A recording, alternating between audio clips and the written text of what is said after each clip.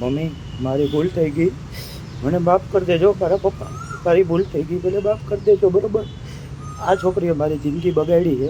બરાબર, અને હે ને એના મામાનું કયું માને આ છોકરી. બરાબર, અને બીજા છોકરા હારે આવું ના થાય કોઈ હારે.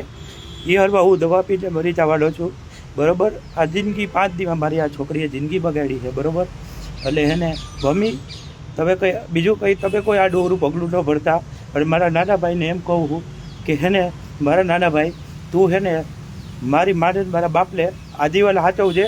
તું એ કંઈ આડાવરું કંઈ કરતો નહીં. બરાબર, અને હું જે કાગળમાં લખું ને બરાબર એ તમે હે ને પોલીસ ચોકીએ હે ને પુગાડી દેજો. અને હે ને આ મારી જિંદગી બગાડી છે. હું એવો છોકરો નથી લફડાબાજીવાળો.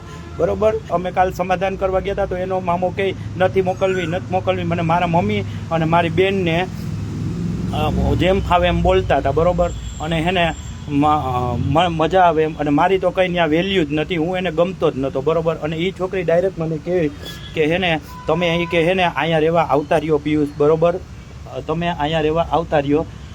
ડાયરેક્ટ હજી 5 દીમાં મને તમારા મમ્મી આરે નથી મેળ આવતું, તમારી બેન આરે મેળ નથી આવતું. બરાબર, હવે તમે 5 દિવસમાં અહીંયા રહેવા આવતા રહ્યો. બરાબર, એટલે હું બધાને એમ કહું, બધી છોકરીઓ મારી બે દીકરીઓને એમ કહું કે કોઈ દીકરાઓ હારે જિંદગીની ખિલવાટ ના કરો. બરાબર, મારી હારે આવું થયું છે, આ હવે બીજા કોઈ છોકરા હારે થાય નહીં. આવી જિંદગીની ખિલવાટ આવી ના થાય. બરાબર, એટલે હું આ પગલું આડું ભરું.